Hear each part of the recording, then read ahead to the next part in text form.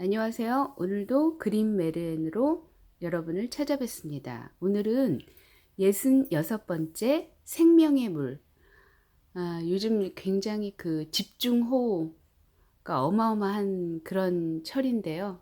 장마철 그 이상의 분위기거든요. 그래서 뭐 산사태도 일어나고 어마어마한 지금 물로 인해 그 재해가 그 기승을 부리고 있는 이때 생명의 물이 어떤 경우에 생명의 물일까 이런 생각도 들고 우리가 이제 생명의 물을 얻기 위해서는 그래도 적어도 그 자연을 지키는 파수꾼이 되지 않으면 우리가 생명의 물을 어떻게 보면 죽음의 물로 바꿀 수 있는 자연의 선순환을 역순환으로 바꿀 수 있는 말하자면 자연이 우리에게 부메랑처럼 되돌려 주는 거죠. 자연을 너무 훼손시키면.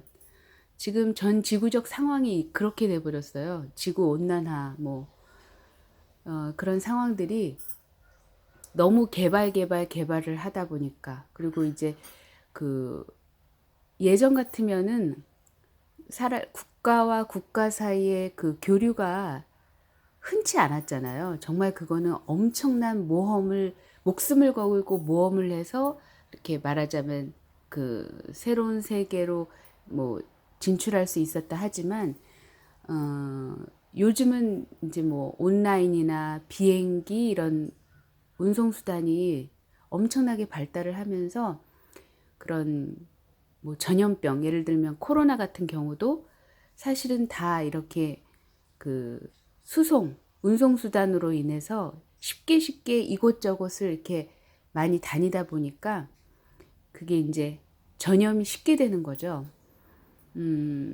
그래서 모든 측면에는 그 양면성이 있다고 하잖아요. 좋은 점과 나쁜 점. 근데 이제 우리는 사실은 이 불편한 진실에 대해서 간과해서는 안 될 것 같아요. 그 직시를 해야 하고 각자 그 한 사람 한 사람이 어떤 책임 의식을 갖고 자연 훼손을 하는 데 있어서 두려움을 가질 필요가 있다고 봐요. 정책적인 면에서도 당연히 그래야겠지만 각 개인마다 어떤 소비를 할 때에도 내가 정말 이게 없어서는 안 될 건지, 저도 사실 그 부분에 있어서 좀 부족한 면이 없잖아, 아니 많죠. 없잖아, 있는 게 아니라 많죠. 이제 그런 것들을 어떤 그 독일 같은 경우는 이미 교과 과정에 생태 교육이 딱 그 자리매김되어 있고, 뿐만 아니라 그런 그 젊은 청년들 또 소년들, 청소년들이 그 하나가 돼서 자연을 지키기 위해 그 굉장히 애를 쓰는 모습들이 많이 보이거든요. 그리고 이제 윤리적 소비라는 게 사실 결국에는 그 얘기를 하는 거거든요. 그러니까 생태계를 파괴하면서까지 소비를 해야 하냐 이런 예를 들어 그래서 그 친구들은 사실 또 그 친구들의 그 지리적 조건이 사실은 충분히 선택의 여지가 있으니까 어찌 보면 그거는 당연하다는 생각이 들기는 해요. 제 입장에서는 그렇습니다. 왜냐면은 우리는 지정학적 위치 자체가 유럽이나 미국을 건너갈 때 제한이 있잖아요. 이렇게 북한이라는 어떤 이데올로기로 인한 경계도 있지만, 그쵸? 그러나 이제 독일 같은 경우는 뭐 다 인접해 있잖아요. 근접해 있으니까 뭐 도보로 할 수도 있고 또 자전거로 할 수도 있고 그렇지 않습니까? 뭐 기차, 그다음에 버스, 뭐 하이킥이라고 그러죠. 이렇게 지나가는 차 이렇게 요청해서 같이 타고서 이게 이동을 한다거나 이런 게 충분한 그런 지리적 조건을 가지고 있단 말이죠. 그래서 사실 저는 기회가 된다면, 근데 이제 코로나가 터지면서 20년 정도 걸린다는데 그거는 어떻게 될지는 잘 모르겠지만 제 마음 같아서는 더 늦기 전에 그 유럽 쪽에 가서 한 몇 년을 좀 살아보고 싶어요. 그래서 그 몇 년 사는 동안 일을 하면서 돈을 벌어서 뭐가 축적을 하기보다는 그 번 돈을 가지고 제가 만약에 스페인에서 활동을 한다.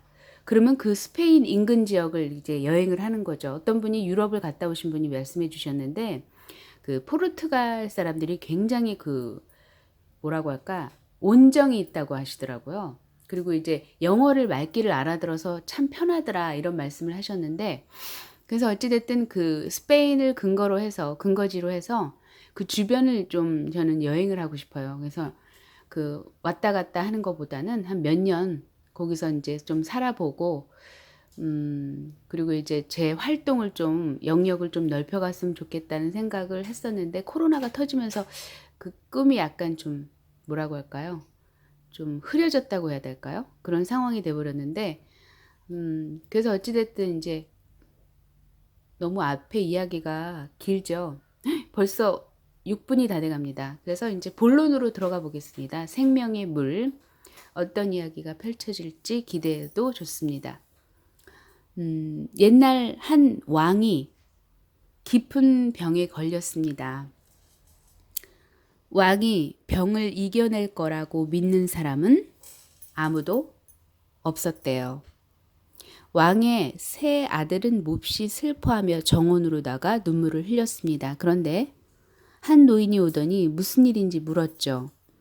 아들들은 아버지가 아파서 곧 돌아가시게 됐는데 자기들은 아무것도 도울 수가 없다고 말했습니다. 그러자 노인이 말했겠죠? 내가 약 하나를 알고 있지. 생명의 물이라는 거야. 그걸 마시면 너희들 아버지는 다시 건강해질 수 있다. 하지만 그걸 찾기는 어려워. 큰아들이 말했대요. 내가 가서 찾을 거예요. 왕에게 간 큰아들은 아버지를 고칠 수 있는 유일한 약인 생명의 물을 찾으러 가는 것을 허락해달라고 부탁을 했대요. 안 된다. 그건 너무 위험해.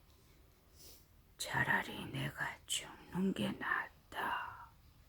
왕이 말했죠. 하지만 아들이 끈질기게 조르는 바람에 결국은 허락을 하고 말았답니다. 왕자는 속으로 생각을 했대요. 내가 그 물을 가져오면 아버지가 가장 사랑하는 아들이 돼서 왕국을 물려받게 될 거야. 길을 떠난 왕자는 한참을 가다가 난쟁이를 만났죠. 난쟁이가 소리쳤어요. 어딜 그렇게 서둘러 가는 거야? 이 땅꼬마 같은 녀석, 네가 그걸 알아서 뭘 하려고? 왕자는 거만하게 대답하고는 계속 말을 달렸대요. 그러자 난쟁이는 화를 펄펄 내면서 저주를 내렸답니다. 말을 달리던 왕자는 어느 산속 계곡으로 들어갔고 가면 갈수록 계곡은 점점 좁아졌죠. 드디어는 계곡 사이에 꼭 끼어 위로 올라갈 수도 말을 뒤로 돌릴 수도 없게 된 거예요. 그냥 갇혀 서 있을 수밖에 없게 됐답니다. 병든 왕이 기다리고 기다렸지만 큰아들은 돌아오지 않았죠. 그러자 둘째 왕자가 말했어요. 제가 가서 생명의 물을 구해올게요. 형이 죽었다면 왕국은 자기 차지가 되리라는 것이 둘째의 생각이었어요. 왕은 둘째를 보내려 하지 않았지만 결국은 허락을 할 수밖에 없었답니다. 길을 나선 둘째 역시 그 난쟁이를 만나네요. 난쟁이가 물었겠죠? 어떻게 물었을까요? 여러분 한번 해보실래요?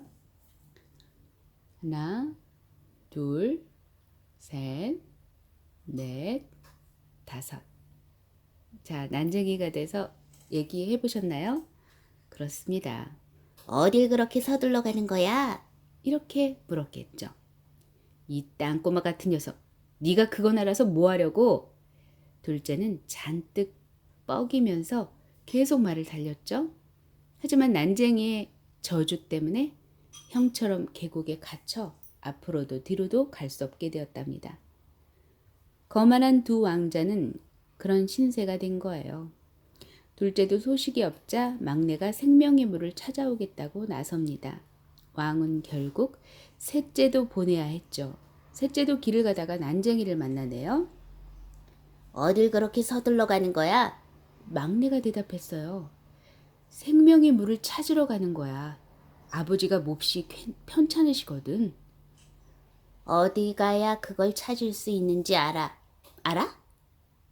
몰라. 왕자가 대답했죠.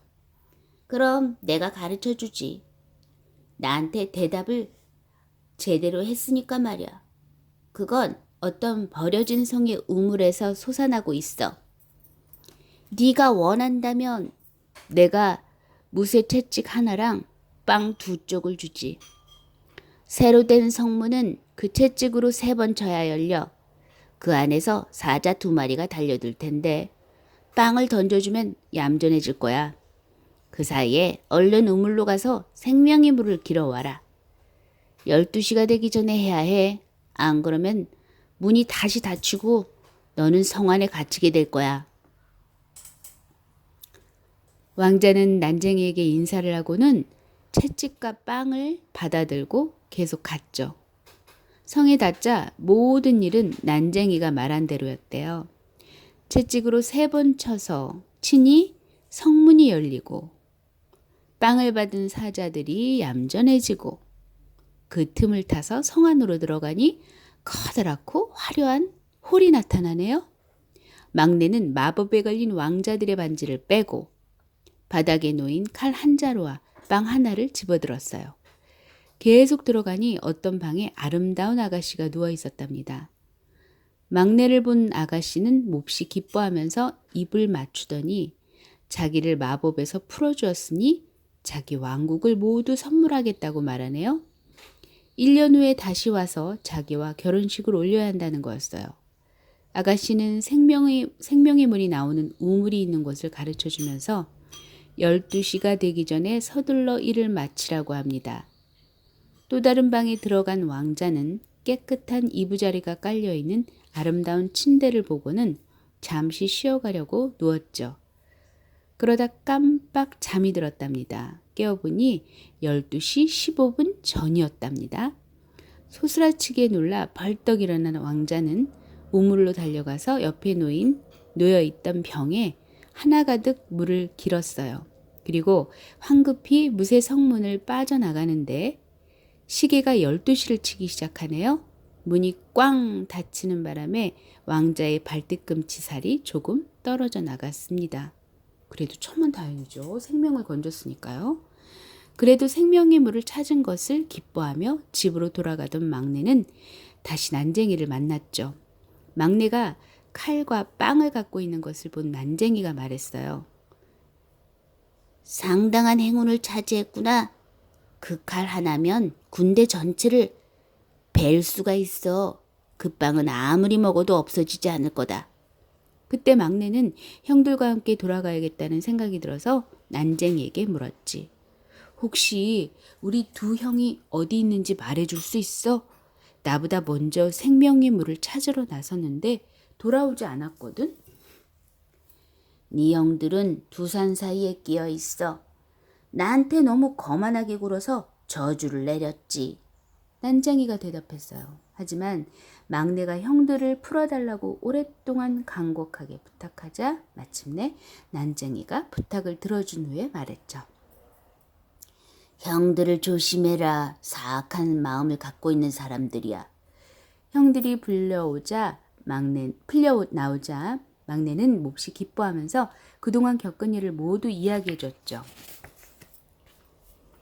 생명의 물을 찾아 한 방 가득 담아온 것, 아름다운 공주를 마술해서 풀어준 것, 아가씨가 1년 동안 자기를 기다려준다는 것, 1년 뒤에는 가서 아가씨와 결혼식을 올리고 큰 왕국을 물려받는다는 것을요.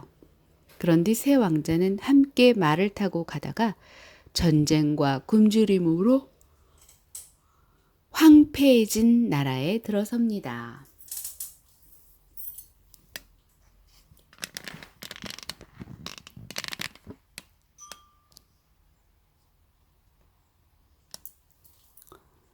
그 나라의 왕은 이제는 망할 수밖에 없다고 생각하고 있었죠. 막내는 왕에게 온 백성을 배부르게 먹을 수 있는 빵을 주고 적의 군대 전체를 한꺼번에 벨 수 있는 칼을 줬어요. 마침내 그 나라는 평화롭고 안전하게 살 수 있는 나라가 되었죠. 근데 갑자기 든 생각인데요. 만약에 이 나라가 북한 같은 경우면 어떻게 됐을까요? 갑자기 섬뜩한 그런 느낌이 드네요. 하지만 그래서 왕자는 빵과 칼을 되돌려 받고 형들과 함께 다시 길을 떠났습니다. 하지만 전쟁과 굶주림으로 시달리는 나라를 두 군데나 더 지나야 했고 그때마다 막내는 빵과 칼을 내줬어요. 그렇게 새 나라를 구하게 된 거죠. 그런 뒤 새 왕자는 배를 타고 바다를 건너게 되었답니다. 항해 중에 두 형들이 의논을 했어요. 막내는 생명의 물을 찾았는데 우리는 못했어. 아버지는 나라를 막내에게 주실 거라고. 원래는 우리가 물려받아야 하는 건데 말이야. 저 녀석이 우리 몫을 빼앗는 거 아니겠어? 복수심에 불탄 두 형들은 막내를 모함할 궁리를 하네요. 그리고 막내가 깊이 잠들기를 기다렸다가 병에 든 생명의 물을 빼내고는 짜디짠 바닷물을 대신 넣었답니다. 집에다 짜 막내는 병든 아버지에게 곧 건강해질 거라면서 병 속의 물을 마시게 했답니다. 하지만 짜디짠 바닷물을 마신 왕은 전보다 병이 더 깊어졌죠. 한탄하는 왕에게 두 형들은 막내가 아버지를 독살하려 한 거라고 일렀습니다. 그리고 진짜 생명의 물은 자기들이 찾았다면서 왕에게 물을 줬죠. 물을 마시자마자 왕은 병이 사라지고 젊은 날처럼 기운이 솟는 거였죠. 두 형들은 막내에게 가서 빈정거리며 말했죠. 네가 생명의 물을 찾았어? 애는 네가 썼지만 상은 우리가 받아야겠다. 눈을 똑똑히 뜨고 있었어야지. 우리가 바다 위에서 네 물을 바꿔치기 했거든. 1년 뒤에는 우리 중 하나가 너의 그 예쁜 공주에게 갈 거야. 아버지에게 고해 바칠 생각은 하지 마라. 널 안 믿으실 테니까. 한마디라도 했다가는 목이 달아날 줄 알아? 가만히 있으면 목숨만은 붙여주지. 늙은 왕은 막내가 자기의 목숨을 노렸다는 이야기에 노발대발하고 그래서 신하들을 모두 모아놓고 막내를 몰래 쏘아 죽이라는 명령을 내립니다. 이 사실을 모르는 막내 왕자가 어느 날 사냥을 나가자 왕의 사냥꾼이 따라 나섰겠죠.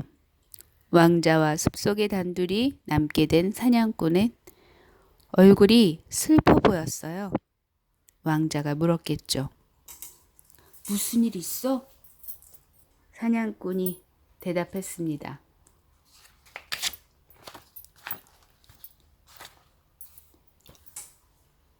말하면 안 되는데 안 할 수도 없네요. 무슨 일인지 말을 해봐. 내가 용서해 줄 테니까. 왕자님, 사냥꾼이 말했죠. 저는 왕자님을 쏘아 죽여야 해요. 임금님 명령입니다. 왕자는 깜짝 놀라 말했겠죠. 이봐, 날 죽이지 마. 내 왕자 옷을 줄 테니까 대신 나한테 네 허름한 옷을 줘. 그럴게요, 왕자님. 저는 도저히 왕자님을 쏠 수가 없네요.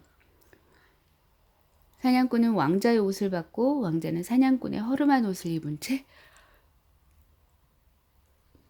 숲속 깊이 들어갔어요. 한참이 지난 뒤 늙은 왕에게 황금과 보석을 가득 실은 마차 3대가 선물로 들어왔습니다. 막내가 빌려준 칼과 빵으로 적을 물리치고 백성을 구한 새 나라의 왕이 막내에게 보낸 선물이었죠. 진실을 깨닫고 가슴이 덜컥 내려앉은 왕은 자기 때문에 죄 없는 막내가 죽었다고 생각하고는 신하들에게 말했습니다. 그 애가 아직 살아있다면 얼마나 좋을까. 내가 죽이려고 했으니 얼마나 가슴이 아픈지 모르겠구나. 그러자 사냥꾼이 나섰어요. 제가 한 일이 옳은 일이었군요. 저는 왕자님을 쏠 수가 없었습니다. 그러고는 왕에게 지난 일을 고해했지요. 왕은 몹시 기뻐하면서 온 나라의 소식을 알렸습니다. 막내 왕자가 다시 돌아오면 따뜻하게 맞이하겠다고요. 그러는 동안 공주는 성 앞의 길을 번쩍번쩍 빛나는 금으로 장식했고, 그리고 그 길로 곧장 말을 달려오는 사람이 진짜 신랑이니 자기에게 데려오라고 신하에게 일렀습니다. 길 옆으로 오는 사람은 진짜 신랑이 아니니 들여보내지 말라고 했죠. 시간이 되자 첫째 왕자가 먼저 나타났어요. 자기가 1년 전 공주를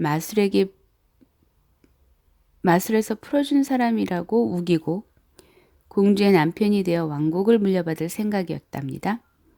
말을 달리던 첫째 왕자는 성 앞에서 아름답게 금으로 치장된 길을 보고 생각했어요.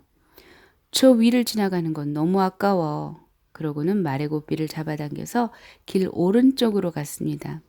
하지만 성문 앞에 도착해서 당신은 진짜 신랑이 아니라는 소리만 듣고 되돌아가야 했죠. 뒤이어 둘째 왕자가 나타났습니다. 말이 황금길에 한 발 내디는 순간 둘째는 생각했어. 아이고 아까워라. 이걸 어떻게 밟고 가나? 그러고는 말머리를 돌려서 길 왼쪽으로 지나갔어요. 하지만 성문 앞으로 오자 사람들이 당신은 진짜 신랑이 아니라고 소리쳤고 둘째는 할 수 없이 돌아가야 했답니다. 정확히 1년이 지난 날 셋째 왕자는 숲에서 나와 사랑하는 공주에게 가서 슬픔을 달래려고 했습니다. 왕자는 어서 공주와 함께 있고 싶은 마음에 황금길은 눈에 들어오지도 않았대요. 말이 황금길 위를 내달려 성문 앞에 닿자 문이 열리면서 기쁨에 넘친 공주가 나와 왕자를 맞이했습니다. 공주는 왕자야말로 자기를 마술해서 풀어준 구원자이며 왕국의 주인이라고 말하고는 왕자와 화려한 결혼식을 올렸습니다. 결혼식이 끝나자 공주는 왕자에게 왕이 사신을 보내 용서를 빈다고 말했죠. 왕자는 곧장 아버지에게 달려가서 형들이 물병을 바꾼 뒤 입 다물라고 협박한 사실을 털어놓습니다. 왕은 두 아들을 당장 벌하려고 했지만 두 왕자는 서둘러 배를 타고 바다로 달아난 뒤였습니다. 두 왕자는 평생 돌아오지 않았다는군요. 이야기가 참 흥미진진합니다. 생명의 물. 그리고 우리가 일상생활에서 충분히 할 수 있는 아주 뭐라고 할까요? 흥미진진한 이야기인 듯 합니다. 예를 들면 이제 황금길 같은 경우도 그렇죠. 공주가 굉장히 지혜로운 공주이면 틀림이 없습니다. 그죠? 그 새 왕자를 맞이하는 그 방법이 아주 굉장히 현실적이면서 굉장히 지혜로운 그런 상황인 듯 합니다. 그리고 그 막내 왕자도 참 한결같죠. 그 고운 마음이 오늘 정말 흥미진진한 이야기로 덕분에 즐거웠습니다. 여러분도 오늘도 행복한 하루 되시고요. 자연을 훼손하는 일에 앞장서시기보다는 자연을 보존하는 일에 앞장서는 그런 분이 되시길 바랍니다. 자연을 지키는 일은 뭐가 있을까요? 우리 남편이 맨날 하는 말, 음식 찌꺼기를 덜 버리자. 그거 참 쉽지 않은 일인 듯 합니다. 제가 1일1식을 생활을 하면서 밥 먹는 것이 그렇게 밥 짓는 일을 밥을 많이 짓지 않거든요. 그때 먹을 만큼 하려고 무진장 노력을 해요. 음식 쓰레기를 만들지 않기 위해서. 그러다 보니까는 요즘은 좀 아침 짓는 일이 쉽지가 않네요. 어쨌든 그렇습니다. 그래서 이제 제가 여러분께 선언컨대 음식 찌꺼기를 많이 남기지 않도록 노력하겠습니다. 네, 여러분도 내가 생활 속에서 좀 힘든 일이 분명히 있을 거예요. 자연을 지키는 일에 있어서. 그거를 지키기 위해서 애쓰는 그런 하루가 되시길 바랍니다. 감사합니다. 오늘도 행복한 하루 되세요.